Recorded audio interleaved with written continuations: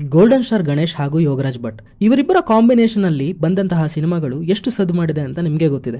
ಇಲ್ಲಿ ನಾನು ಹೇಳಕೊಳ್ತಿರೋ ವಿಷಯ ಇವರಿಬ್ಬರ ಸಿನಿಮಾ ಹೇಗೆ ವರ್ಕ್ ಆಯಿತು ಆ್ಯಂಡ್ ಇವರ ಸಿನಿಮಾಗಳಲ್ಲಿ ಕಾಮನ್ ಆಗಿ ಯೂಸ್ ಮಾಡಿದಂತಹ ಅಂಶಗಳು ಯಾವುವು ಅಂತೆಲ್ಲ ಮಾತಾಡೋಣ. ನೀವೇನಾದರೂ ಚಾನಲ್ಗೆ ಫಸ್ಟ್ ಟೈಮ್ ಬಂದಿದ್ರೆ ವಿಡಿಯೋನ ಕೊನೆ ತನಕ ನೋಡಿ, ಕಂಟೆಂಟ್ ಇಷ್ಟ ಆದರೆ ಸಬ್ಸ್ಕ್ರೈಬ್ ಮಾಡಿಕೊಂಡು ಸಪೋರ್ಟ್ ಮಾಡಿ. ಇವರ ಕಾಂಬಿನೇಷನಲ್ಲಿ ಬಂದಂತಹ ಎಲ್ಲ ಸಿನಿಮಾದಲ್ಲೂ ಗಣೇಶ್ ಅವರ ಕ್ಯಾರೆಕ್ಟರ್ ಆಲ್ಮೋಸ್ಟ್ ಒಂದೇ ಥರ ಇರುತ್ತೆ. ಅಂದರೆ ಸಿನಿಮಾ ಸ್ಟಾರ್ಟ್ ಆದಾಗ ಗಣೇಶ್ ಅವರು ಜಾವಿಯಲ್ ಆಗಿ ಯಾವ ವಿಷಯಕ್ಕೂ ತಲೆ ಕೆಡಿಸ್ಕೊಳ್ದಲೆ ಗೋ ವಿತ್ ದ ಫ್ಲೋ ಅನ್ನೋ ಥರ ಇರ್ತಾರೆ. ಆ್ಯಂಡ್ ಅವರು ಮಾಡೋ ತರಲೆ, ಬೇರೆ ಕ್ಯಾರೆಕ್ಟರ್ಗಳ ಮೇಲೆ ಮಾಡೋ ಸಟೈರ್, ಈ ಎಲ್ಲ ಎಲಿಮೆಂಟ್ಸಿಂದ ಜನ ಆ ಕ್ಯಾರೆಕ್ಟರ್ನ ಇಷ್ಟಪಡೋಕೆ ಸ್ಟಾರ್ಟ್ ಮಾಡ್ತಾರೆ. ಆ್ಯಂಡ್ ಇಂಥ ಕ್ಯಾರೆಕ್ಟರ್ನ ಇಂಟ್ರೊಡ್ಯೂಸ್ ಮಾಡಿ ಸಿನಿಮಾ ಎಂಡಲ್ಲಿ ಇವರನ್ನು ಅಳಿಸ್ತಾರೆ. ನೀವು ಅಬ್ಸರ್ವ್ ಮಾಡಿ ನೋಡಿ, ಇವರಿಬ್ಬರು ಸೇರಿ ಮಾಡಿರೋ ಎಲ್ಲ ಫಿಲ್ಮಲ್ಲೂ ಗಣೇಶ್ ಅವರದ್ದು ಒಂದು ಎಮೋಷ್ನಲ್ ಕ್ರೈಯಿಂಗ್ ಸೀನ್ ಸಿನಿಮಾ ಎಂಡಲ್ಲಿ ಇದ್ದೇ ಇರುತ್ತೆ. ಹೀಗೆ ಮಾಡೋದ್ರಿಂದ ಜನ ಆ ಕ್ಯಾರೆಕ್ಟರ್ಗೋಸ್ಕರ ಫೀಲ್ ಮಾಡ್ತಾರೆ. ಥಿಯೇಟ್ರಿಂದ ಜನ ಎದ್ದು ಬರುವಾಗ ನಂದಿನಿ ಪ್ರೀತಮ್ಗೆ ಸಿಕ್ಕಿದ್ರೆ ಚೆನ್ನಾಗಿರ್ತಿತ್ತು ಅಂತ ಅಂದ್ಕೊಳ್ತಾರೆ. ಆ ಎಮೋಷನ್ನ ಕ್ಯಾರಿ ಮಾಡ್ತಾರೆ. ಆ್ಯಂಡ್ ಹೀಗೆ ಆಗಿದ್ದಕ್ಕೆ ಮುಂಗಾರು ಮಳೆ ಸಿನಿಮಾ ಅಷ್ಟು ದೊಡ್ಡ ಹಿಟ್ ಆಗಿತ್ತು. ಇವರ ಸಿನಿಮಾಗಳಲ್ಲಿ ನೀವು ಅಬ್ಸರ್ವ್ ಮಾಡಿ, ಗಣೇಶ್ ಅವರ ಅಪ್ಪ ಎಲ್ಲ ಸಿನಿಮಾದಲ್ಲೂ ಯಾವುದಾದ್ರೂ ವಿಷಯ ಇಟ್ಕೊಂಡು ಬೈತಾನೆ ಇರ್ತಾರೆ. ಹೀಗೆ ಮಾಡೋದ್ರಿಂದ ಇದೊಂದು ರಿಲೇಟಬಲ್ ಕ್ಯಾರೆಕ್ಟರ್ ಆಗಿಬಿಡುತ್ತೆ. ದಿನ ನಾವು ನೋಡ್ತಾ ಇರೋ ಅಕ್ಕಪಕ್ಕದ ಮನೆಯ ಹುಡುಗನ ಥರ ಗಣೇಶ್ ಅವರು ಕಾಣಿಸೋಕ್ಕೆ ಶುರುವಾಗ್ತಾರೆ. ಆ್ಯಂಡ್ ಈ ಥರ ಕ್ಯಾರೆಕ್ಟರ್ ಬರೆಯೋದ್ರಿಂದ ಜನಗಳು ಈಸಿಯಾಗಿ ಕನೆಕ್ಟ್ ಆಗ್ತಾರೆ.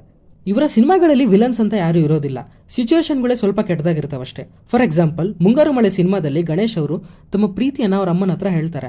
ಆಗ ಅವರಮ್ಮ ಇದು ಸರಿಯಲ್ಲ ಅಂತ ಹೇಳ್ತಾರೆ.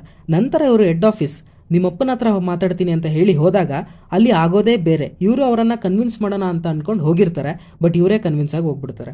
ಹೀಗೆ ಮಾಡಿದಾಗ ಇದೇನು ಗುರು ಹೀಗಾಯಿತು ಅಂತ ಅನ್ಕೋತೀವಿ ಹೊರತು ಇವರು ಓಡಿ ಹೋಗಿ ಮದುವೆ ಆಗಬೇಕು ಅನ್ನೋ ಫೀಲ್ ನಮಗೆ ಬರೋದಿಲ್ಲ. ಅವರನ್ನೇ ಕನ್ವಿನ್ಸ್ ಆಗಿ ಮದುವೆ ಆಗಬೇಕು ಅನ್ನೋ ಫೀಲು ನೋಡೋ ಜನಕ್ಕೆ ಬಂದ್ಬಿಡುತ್ತೆ. ಬಟ್ ಇಲ್ಲಿ ಅದು ಆಗೋದಿಲ್ಲ. ಯಾವಾಗಲೂ ಯೋಗರಾಜ್ ಭಟ್ ಆ್ಯಂಡ್ ಗಣೇಶ್ ಅವರ ಫಿಲ್ಮ್ಸಲ್ಲಿ ಕ್ಲೈಮ್ಯಾಕ್ಸ್ ಇದೇ ಥರ ಇರುತ್ತೆ. ಯಾವ ಕ್ಯಾರೆಕ್ಟ್ರೂ ನೆಗೆಟಿವ್ ಇರಲ್ಲ, ಸಿಚುವೇಶನ್ ಸರಿ ಇರೋದಿಲ್ಲ. ಗಾಳಿಪಟ ಸಿನಿಮಾಗೆ ಬಂದರೆ ಮನೇಲಿರೋ ಎಲ್ಲರೂ ಅವ್ರ ಪ್ರೀತಿನ ಒಪ್ಪಿರ್ತಾರೆ, ಆದರೆ ಒಪ್ಪಬೇಕಾಗಿರೋರೇ ಒಪ್ಪಿರೋದಿಲ್ಲ. ಒಟ್ಟಿನಲ್ಲಿ ಗಣೇಶ್ ಅವರನ್ನು ಸಿನಿಮಾ ಎಂಡ್ಗೆ ಅಸಹಾಯಕಂತರ ಮಾಡಿ ಅಳಿಸ್ಬಿಡ್ತಾರೆ. ಆ್ಯಂಡ್ ಈವನ್ ಮುಗುಳುನಗೆಯಲ್ಲೂ ಕೂಡ ಅದೇ ಆಗೋದು. ಇವರೇ ಅವರ ಅಕ್ಕನ ಮದುವೆ ಮಾಡಿಸಿರ್ತಾರೆ, ಆ ಕಾರಣದಿಂದನೇ ಇವರಿಗೆ ಅವರು ಸಿಗೋದಿಲ್ಲ. ಅಲ್ಲಿನ ಸರ್ಕಮ್ಸ್ಟೆನ್ಸಸ್ ಹಾಗೆ ಕ್ರಿಯೇಟ್ ಮಾಡಿಬಿಡ್ತಾರೆ. ಇನ್ನೊಂದು ವಿಷಯ ಏನಂದರೆ, ಗಣೇಶ್ ಅವ್ರನ್ನ ಸಿನಿಮಾದಲ್ಲಿ ಒಳ್ಳೆ ಹುಡುಗ ಅಂತ ಎಲ್ಲರೂ ಇಷ್ಟಪಡ್ತಾ ಇರ್ತಾರೆ. ಆ್ಯಂಡ್ ಈ ಒಂದು ಪಾಯಿಂಟು ಕ್ಲೈಮ್ಯಾಕ್ಸಲ್ಲಿ ಎಮೋಷನಲ್ ಕನೆಕ್ಟ್ ಕೊಡೋಕೆ ತುಂಬ ಹೆಲ್ಪ್ ಮಾಡುತ್ತೆ. ಗಾಳಿಪಟ 2 ಸಿನಿಮಾದಲ್ಲಿ ಅವರ ಫ್ರೆಂಡ್ಸೇ ಅವರನ್ನು ಬೈದಾಗ ಅದನ್ನು ತಾಳಲಾರದೆ ಕಾರಲ್ಲಿ ಹೋಗಿ ಹೇಳ್ತಾರೆ. ಆ್ಯಂಡ್ ಯೋಗರಾಜ್ ಭಟ್ ಅವರು ಬರೆಯೋ ಡೈಲಾಗ್ಸ್ಗೆ ಗಣೇಶ್ ಅವರ ಆ್ಯಕ್ಟಿಂಗ್ ತುಂಬ ನ್ಯಾಚುರಲ್ ಫೀಲ್ ಕೊಡುತ್ತೆ. ಗಣೇಶ್ ಅವರು ಸ್ಕ್ರೀನ್ ಮೇಲೆ ಬರ್ತಿದ್ರೆ ನಮ್ಮಲ್ಲೇ ಯಾರೋ ಒಬ್ರು ಆ್ಯಕ್ಟ್ ಮಾಡ್ತಾ ಇದ್ದಾರೆ ಅಂತಲೇ ಅನಿಸುತ್ತೆ.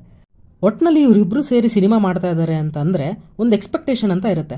ಅದು ರೀಸೆಂಟಾಗಿ ಬಂದಂತಹ ಫಿಲ್ಮ್ ಗಾಳಿಪಟ 2 ಅಲ್ಲಿ ಅಷ್ಟರ ಮಟ್ಟಿಗೆ ಸ್ಯಾಟಿಸ್ಫೈ ಮಾಡಲಿಲ್ಲ ಅಂತ ನನಗನ್ನಿಸ್ತು.